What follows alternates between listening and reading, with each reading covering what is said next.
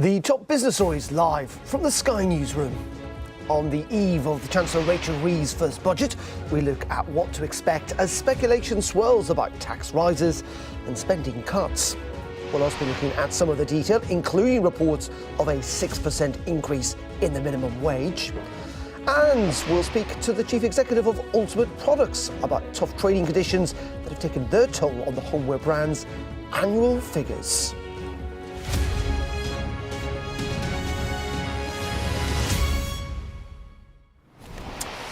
A very good morning and welcome to Business Live with me, Darren McCaffrey. Thanks for your company on this Tuesday. It is a little over 24 hours now until the Chancellor Rachel Reeves gets on her feet in the Commons to deliver her first budget.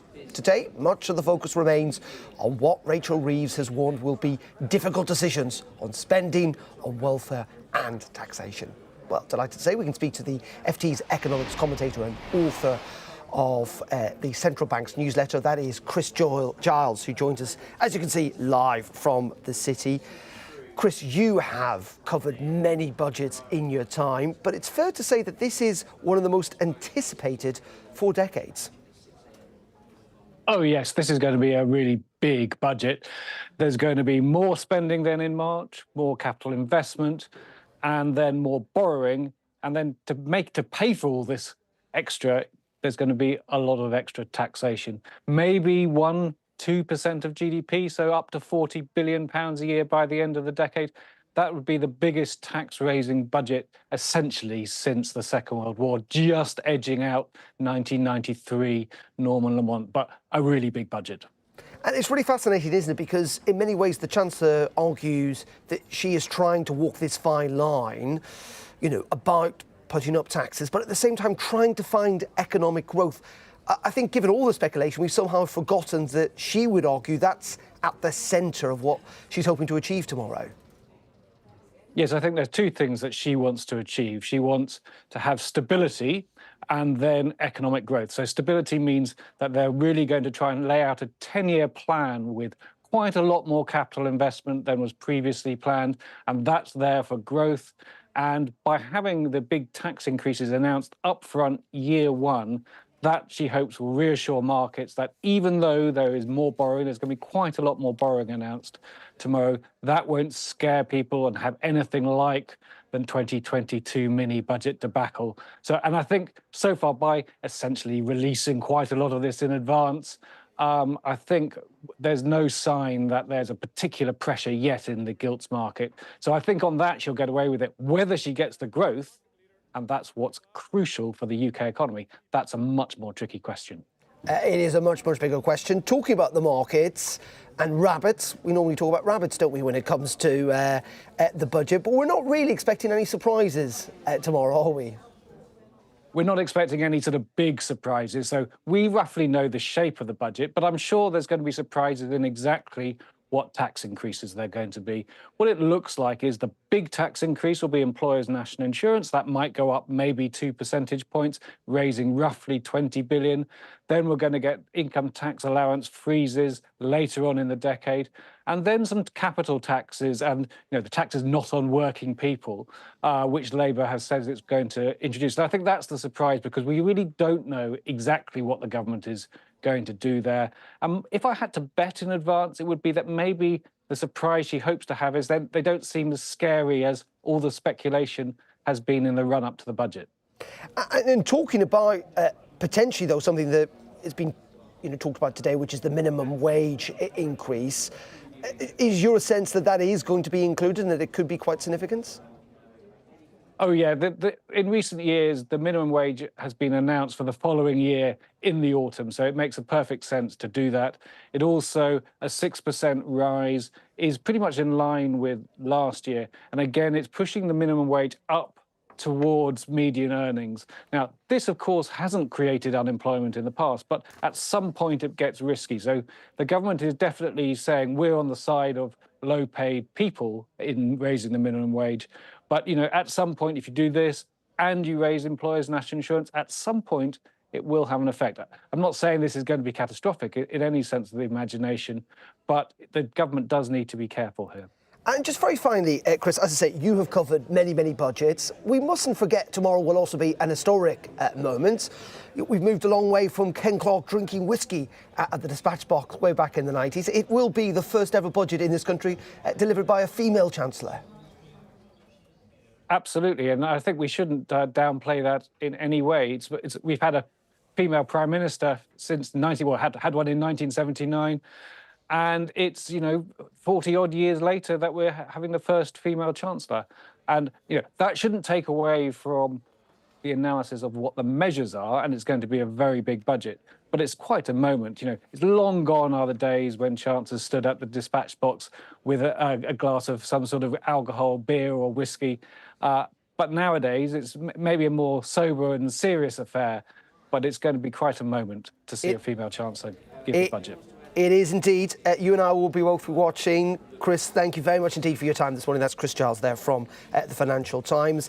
And you'll be watching, I'm sure, at home as well. You can watch full coverage of the budget tomorrow live from 10 a.m. here on Sky News.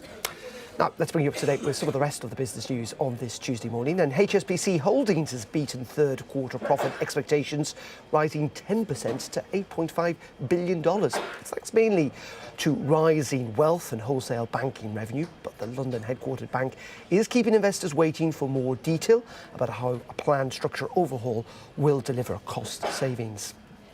Higher than expected third quarter profits too for BP, posting a £1.7 billion profit. That's a drop, though, of almost a third on the same period last year, which the energy giant has blamed on weaker oil prices. The FTSE 100 company expects to cut costs, it says, by around £385 million next year. And thousands of Oasis tickets listed on unauthorised sites will start to be cancelled in the coming weeks. Promoters say that people trying to sell tickets for profit are breaking the conditions of sale. They also say that any tickets cancelled will be made available, again, thankfully, at face value. And there's more on that story and also lots more on our Money blog. All you need to do is scan our QR code that you can see on your screen there and get all the details on the Sky News Money blog. Now, let's go back to the budget, and a key detail being reported, as we've just been talking about, is that 6% increase in the minimum wage with a larger rise for younger people. Let's talk about that with Toby Dickier. He's the founder of Salon Employers Association, and he's also the managing director at Chapel Salons and joins us. Very good morning to you. Would this rise that's being talked about, potentially a significant rise in the minimum wage, be welcomed by business owners like you? Look, first and foremost, thank you very much to you for having us on as a business, serious business organisation. Toby, it's great to do that. We're just going to pause there for a second because actually Rachel Reeves is speaking in the Commons now. We're just going to have a listen into what the Chancellor is saying. Mr Speaker, as my right honourable friend will be aware, coastal communities like mine struggle with a low-pay, low-skill economy. Will she acknowledge the importance of the minimum wage in tackling this problem and supporting our communities and local economies? Chancellor. My honourable friend is absolutely right, and that's why we're going to make sure that the Low Pay Commission takes into account the cost of living, as well as closing the gap between the youth rate of the minimum wage and the overall rate, so that all adults can be paid a fair wage for the work that they do. Hurry up, Owen. Thank you, Mr Speaker. The living standards of a 90-year-old pensioner on a £13,500 income are falling sharply this winter as a result of her decision to take away the winter fuel allowance. Tomorrow she has the chance to increase that threshold. Will she take it? Chancellor. The honourable lady will know that because of our commitment to the triple lock, that the basic state pension and the new state pension will continue to rise. In fact, this winter, the new state pension is worth £900 more than it was a year ago, and the new state pension is likely to rise by a further £450 next April. Indeed, during the course of this Parliament, because of the triple lock, the new state pension is likely to be worth £1,700 more, much more than the value of the winter fuel payment. Jess Brown-Fuller. I am sure that the Treasury were pleased to receive £1.5 billion in a windfall tax from Octopus Energy. Would the Chancellor consider using this money to reinstate the winter fuel allowance for 1 year until the Treasury have the opportunity to find a better system of means testing so that my vulnerable residents and pensioners in Chichester aren't falling off a cliff edge this winter? Chancellor. I can understand the concern of the honourable member, but of course that £1.5 billion was already baked into the forecast, so that's not new money to spend on initiatives. As the honourable lady will know, we inherited a £22 billion black hole in the public finances, and we will set out the detail of that at the budget tomorrow. But because of that, we've had to make very difficult choices. But even in those difficult circumstances, we've protected winter fuel payment for the most vulnerable pensioners who are on pension credit, as well as boosting uptake of the pension credit so that those who get the support they're entitled to actually do. Graham Stewart. Thank you, Mr. Speaker. Residents of Joseph Roundtree's St Ellen's Court all gathered recently to tell me about the devastating impact the cut in the winter fuel payment will have on their living standards. People in Withensea, Saturday last, gathered to demonstrate against it. Tomorrow, the Chancellor can do the right thing. Will she? Chancellor. And I'm sure that the honourable gentleman told him about the £22 billion gap that his government left in the public finances that has required the difficult decisions that this government has had to make to clean up the mess left by the party opposite. Thank you, Mr. Speaker. With the promised £300 cut in energy bills not materialising and the winter fuel payment scrapped for pensioners and now the bus cap lifted for our working people, using whatever definition she's using of that term today, can she honestly say that living standards will improve for everybody under this government? Chancellor. On the bus cap specifically, the honourable member will know that the previous government put no money in to extend the bus price cap. We have put money in to ensure that the bus cap remains at an affordable level for people, unlike this government, the previous government, who just had short-term gimmicks. Dr. Luke Evans. Number 2, Mr. Speaker. Minister.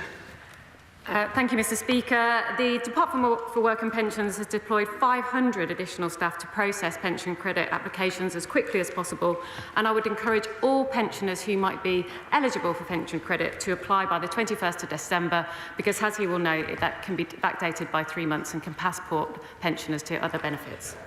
Dr. Luke Evans. I'm very grateful to the Minister's answer. A written question I put in to find out how long.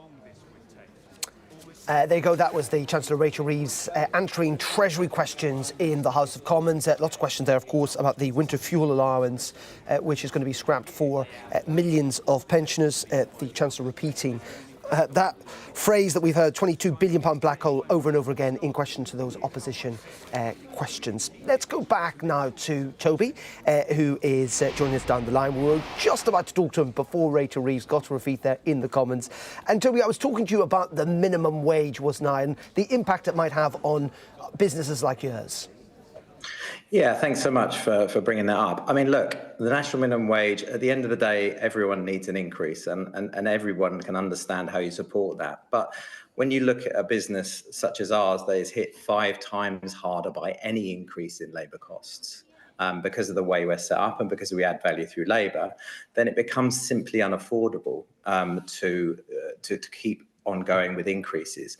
Tomorrow, with what we think is coming in a 2% increase, will cost my business £55,000 probably at an absolute minimum. And what that means is it's no longer affordable to keep on apprentices. Apprentices in our industry have dropped by 83% in the last 10 years. We've spent 5 years trying to explain to government departments what's so different about us. And because we haven't been listened to, we're going to now see the whole industry has no choice but to move to self-employment. Just like these big corporations set up business models that avoid employers' NICs, such as the delivery companies and so on and so on, there is no choice now but for businesses to move to that model. We don't want to do that, but there is no choice. So you're suggesting that a combination of the national insurance rise and also the minimum wage is going to essentially stop you employing people and that they will become self-employed even if they're working in your salons? It's happened to 63% of the industry already. Employment has dropped by 37% since 2018. That's 45,000 or so people already moved because of the combination of these things. It's not just this budget tomorrow, but it is the final nail in the coffin, because at the end of the day, it's unsustainable to keep increasing all the taxes. You keep increasing VAT, employers' NICs, national minimum wage. All of these things add up to make it completely unsustainable. And the government really should be going after those organisations and industries that deliberately set up gig economy jobs so that people don't have to play NICs. And that's what you're going to see. I've been telling Department for Business for 5 years, take us seriously, look at us, understand the differences between different business models before it's too late. And I really actually think it's too late. That's how people are feeling in our industry. But they're talking about halving the numbers of apprentices in the next few days. That's where we are. But you're not saying necessarily the tax doesn't need to rise, that, as Rachel Reeves was just talking about in the comments, that there is this black hole. You just think the government should be finding the money from elsewhere?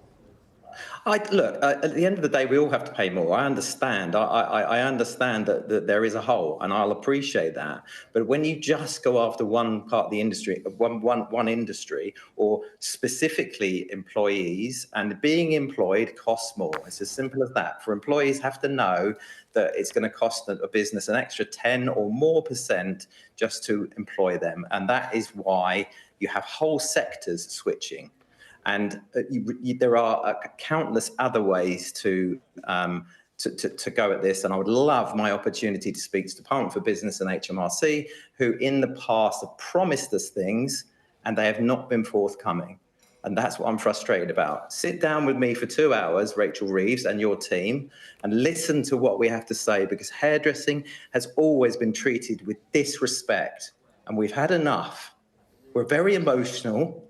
We've had enough. Just please listen to us. It is interesting, Toby. You know, you're on the verge of tears there.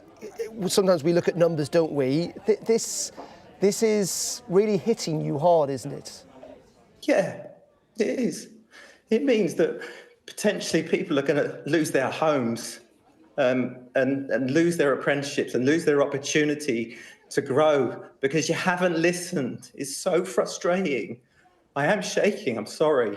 No, not at all. Is it that sense that you feel that no one in government is listening to you? Yes, and it's not just this government. They've been misinformed for a very long time, right? We were ignored by the previous government. We were told, oh, we can't do anything about that. And then we were cancelled. We were taken out of meetings. And I'm frustrated for the employers in our industry. They're done. They're done. You really can't, I can't explain it in any other way. Apprentices are over. Employment's over because you haven't listened.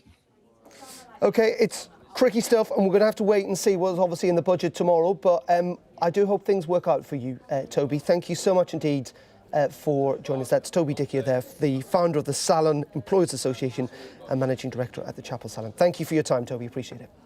Thank you.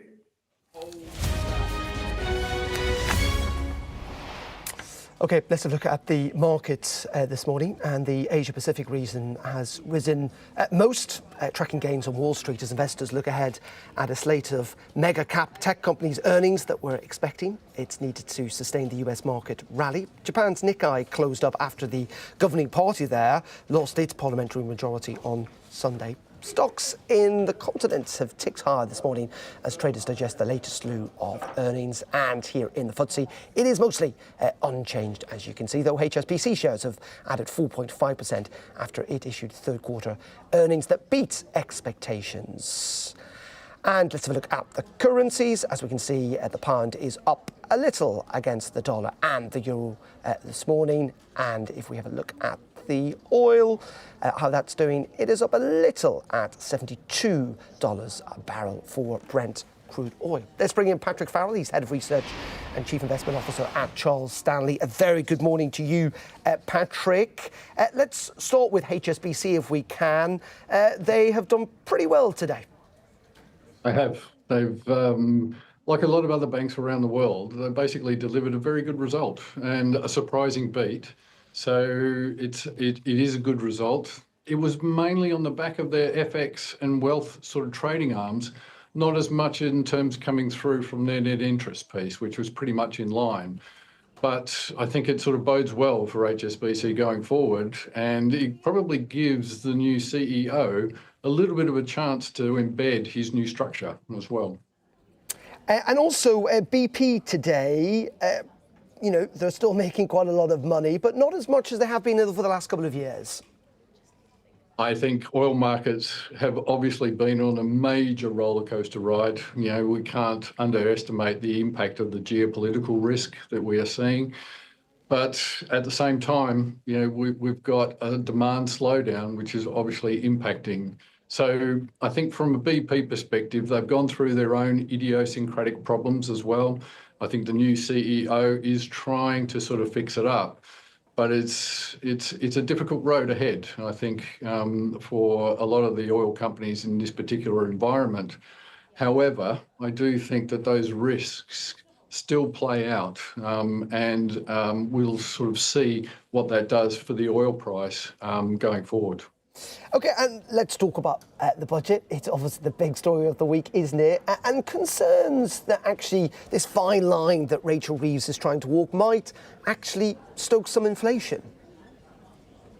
Look, it's a very difficult situation that the government are in, and the lessons from what happened with the mini budget last year is a sort of situation that is going to play heavily in the minds of the government at the moment. So how do they balance out the need for higher taxes with the impact of still a very high cost of living type situation that we're all facing, but at the same time really generate that growth in business and investment?